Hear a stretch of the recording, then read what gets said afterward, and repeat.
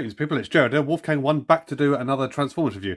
So I put a poll up on the Transformers YouTube community page on Facebook to ask what would be the first figure to be reviewed, re-examined, if you will, from years and years past. Now that I'm doing my new playlist of Transformers reviews, and the winner came back as Generation 1 Misfire. So with that in mind, ladies and gentlemen, this is going to be the Redux review for him. So this is Generation 1 Misfire. In his box and things like that. Looking at his price there from when this was originally bought, I think this was the US, $12.86, which, considering how much I bought him for, is what I bought him for is not that much of a markup, all in all, considering everything, which I'll come on to in a minute. The box, has seen better days. However, the box is fucking 31 years old or something stupid. It's, I'm surprised it's in the condition that it is, quite frankly. Misfire is also sort of slightly showing his age, although I don't really fuck around with him that much, to be honest. So he's not too bad. But I will talk about a couple of things that I spoke about in my original review, just for those of you that are unfamiliar. So Misfire is a 1987 Generation 1 Target Master, one of the first runs of Target Masters. And he came with a couple of accessories, so we'll have a look at those now. There's the red tech spec decoder thingy, which all of the toys came with. He came with his little partner, Aimless, who I shall come onto in a minute as well, in more depth. And he came with an instruction booklet as well, which I've got somewhere. I can't find it. It's not where I normally put my instruction booklets, but I have got it. So basically, Generation 1 Misfire right here is 100% complete. 100% complete with his boxes. The box has got its insert and everything like that. Yeah, if we take a look, as I said, a little bit of damage on the box. But then again, this thing is fucking almost as old as I am. And there's a lovely fucking big crease in the back of it. The fantastic battle scene for the Headmasters and Target Masters line on the back of it. The artwork is still really, really bright after all this time. And that's his tech specs down there. It's even still got the fucking robot points cutout thing on the back. So yeah, I'm lucky to get hold of this. Actually, this was the last part that I bought for Misfire. Because I didn't get it all in one thing. I basically collected it in stages. Yeah, there he is in his box. He doesn't get displayed like this. He gets displayed in robot mode with the other Decepticon Target Masters.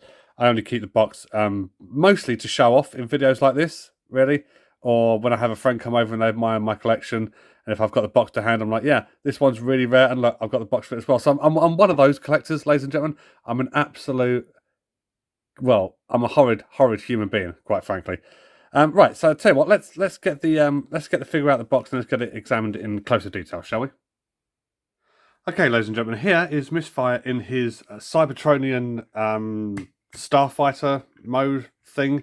I've got to say right off the bat, this is really, really nice. I have always loved this alt mode, and I'm gutted that when they finally got around to doing new Target Masters a couple of years ago, that I was not able to get hold of Titan's Return Misfire. I've got the other two, but Titan's Return Misfire was the one that basically got away, which is a shame.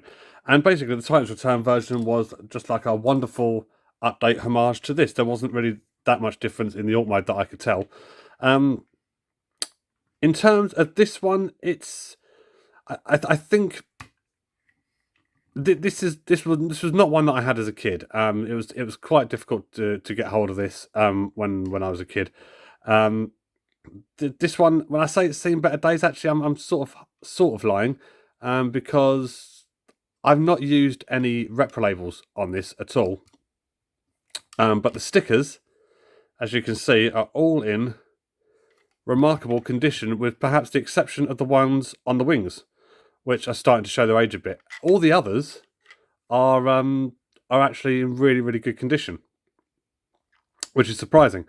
When I bought this off eBay. My original review of this was on the 11th of December 2009, I bought this on eBay for £10.50. Now, considering back then, you know, a loose complete version of Misfire, you were looking to pay like sort of 70 quid upwards or something stupid. To be able to get this for £10.50, I thought was an absolute steal. And I'll tell you why it was £10.50. The seller, to their credit, did specify that there was something a little bit wrong with it, and they weren't kidding. Because when I took it out of the packaging and that, when I went to transform it, the cockpit just came right off in my hand. And the reason it came off in my hand was because there was no central pin in this little hinge just here. So I had to improvise, and basically I stuck a nail. I glued a nail right in there, as you can see. I glued a nail right in there, and problem solved. No longer any problem with removing the cockpit or anything like that. With regards to his Target Master partner, Aimless. This is Aimless. Aimless is, don't know how well you're going to be able to see that, to be honest. That's going a bit blurry. That's a bit shit. That's much better. Aimless is a little statue. He does absolutely nothing in this mode whatsoever. He's got a little painted face. Everything else is cast plastics in blue and silver. Aimless does absolutely nothing in this mode, and basically he's supposed to transform into the larger Decepticon's weapon, which is all well and good. However, if you come around to the back, you'll see that there's plastic hinges just here on the underside of the legs that have sheared off, and in exactly the same position each one, which is, you know, shit. But that to me just highlights an overall problem with the mold in general. And basically the idea was that you would basically flip the legs over and like that, and that would be Misfire in weapon mode, which I'm not being funny about this. It looks more like an engine block than a weapon. I mean, if you try plugging that into the top of Misfire's alt mode, or indeed into his hand in robot mode, this looks like a piece of shit. Let's not try and, you know, even with the rose-tinted glasses of nostalgia, this is nothing more than a piece of shit, right? That weapon mode is shockingly, shockingly bad. Compounded by the fact that to try and get it into this mode and hold it there is a miracle, because what it wants to do is just come apart completely. Which is no use to man or beast or anything in between.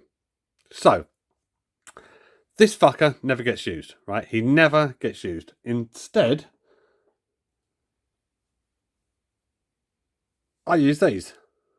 And I've got about half a dozen of these. These are the nightsticks that came with Universe 2.0 Cyclonus, the Hasbro release.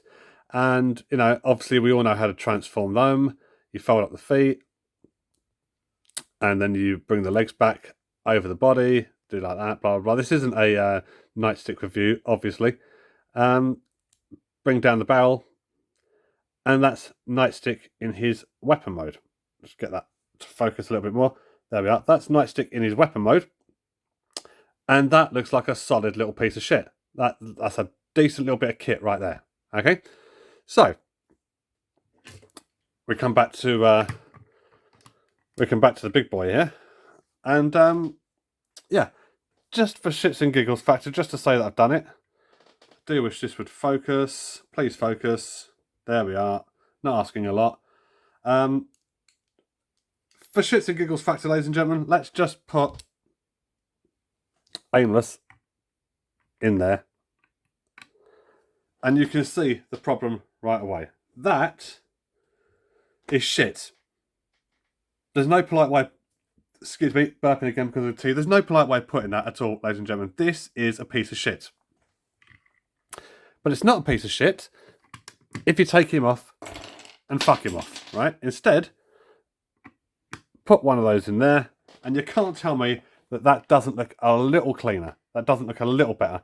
Attack modes in general are always a little bit of a bone of contention with reviewers and with the collectors in particular, because when you add a weapon on top, you're taking away from the overall perfect shape of the vehicle. You know, what you could have done maybe is put, I don't know, put him underneath. That wouldn't have looked awful. You know, just put a fucking peg, post, mechanism just there, bang. But no, not Hasbro. No, that would have been too simple, ladies and gentlemen. trouble is, the Universe 2.0 nightstick doesn't exactly fit very well in either this hole or the 5mm pegs holes bored out in the hands. Apart from that, there's not really a hell of a lot to say about this alt mode.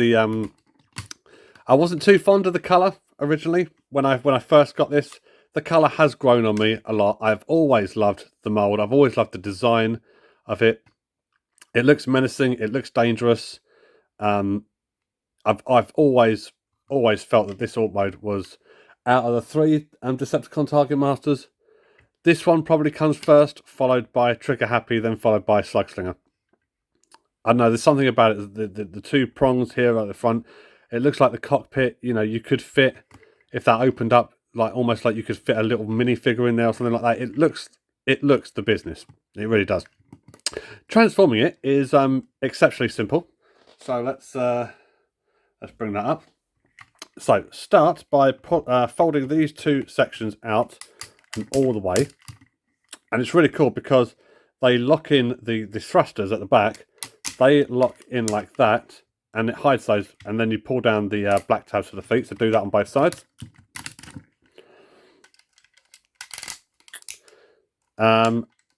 Then, yeah, sadly, what do we do next?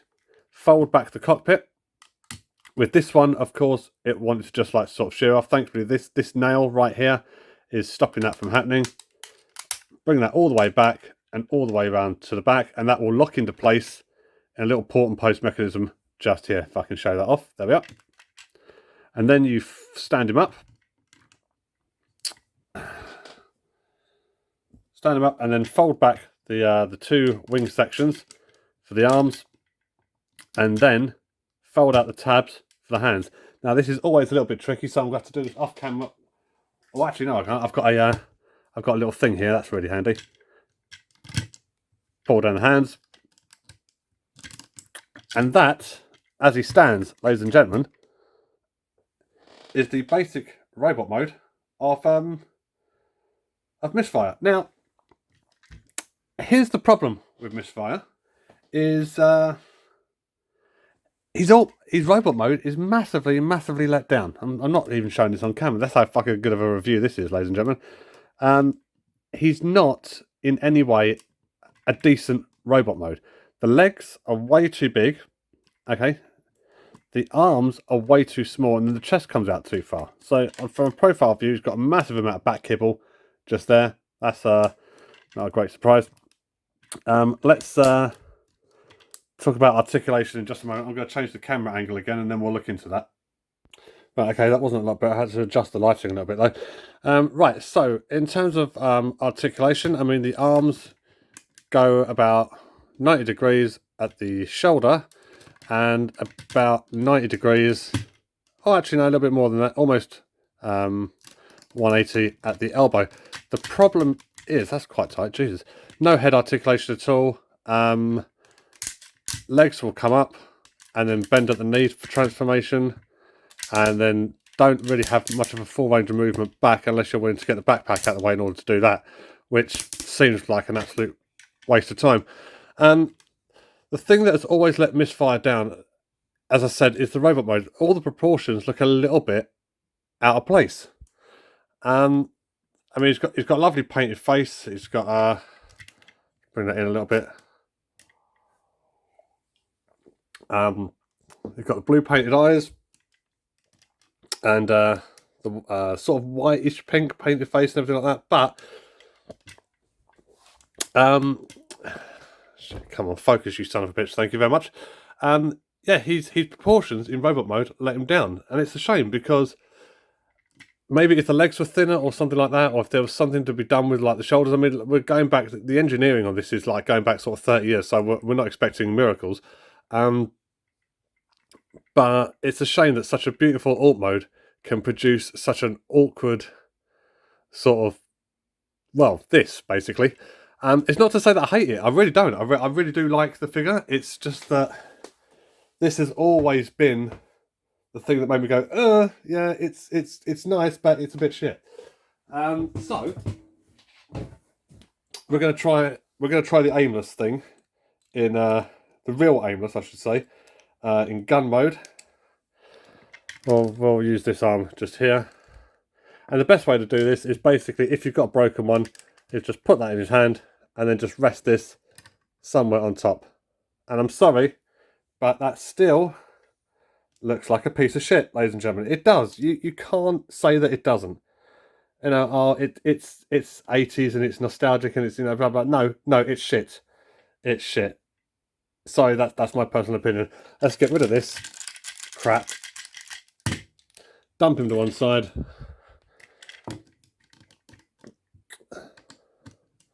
There. That looks better. That looks like a weapon that he would hold. That doesn't look out of place. It doesn't look awkward. I really should start painting up these Universe nightsticks I've got to represent the Nebulan partners, and that because they're a lot on the secondary market. I'm not willing to pay stupid money for them. Would I recommend him? That's a bit of a tricky one, to be honest. Because I like the toy again for its alt mode. I couldn't recommend it for the robot mode though. There's just something that just makes me go, ah, what a wasted opportunity this is. It's the proportions. It is. It's just the proportions. They just look fucking weird as arseholes. I'm not expecting miracles. I'm not expecting, you know, I'm not saying that 30 years ago they could have pulled out something that they do now, because that's just utterly ludicrous. But there is something about this that just makes me go, ah, fuck. Would I sell it though? No, absolutely not. This is the best part, right? So I bought this figure for £10.50 with Aimless. Both broken. Fuck it, it was £10.50. A couple of years later, I attended either, I think it was Auto Assembly or TF Nation. I'm pretty sure it was Auto Assembly. And I got the box from a seller for about £5. So actually, rebuilding this figure, as rare as it was, and as rare as it is, rebuilding it for a total combined price of £15.50. I'm not sniffing at that at all. That for me kind of outweighs the problems of the robot mode as far as I'm concerned. I got Generation 1 Misfire and Aimless collectively for £15.50. I'm not fucking complaining too much, even though it sounds like I am complaining a lot, because all I really tend to do these days, ladies and gentlemen, is complain from the moment I wake up to the moment I go to bed.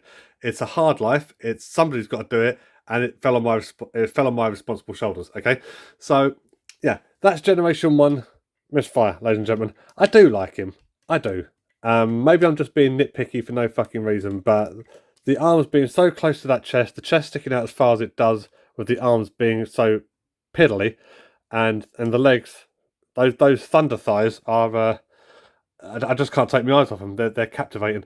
And the only other annoying thing I would say is the hollow forearms as well, where the hands fold in and out, retract in and out.